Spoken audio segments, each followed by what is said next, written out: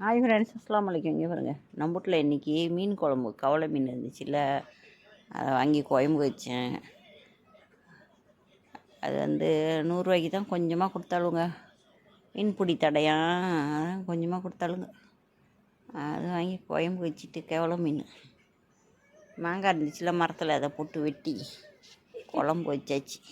அப்புறம் பீட்ரூட்டு பொரியல், அம்முக்கு பீட்ரூட்டு பொரியல் செஞ்சாச்சு.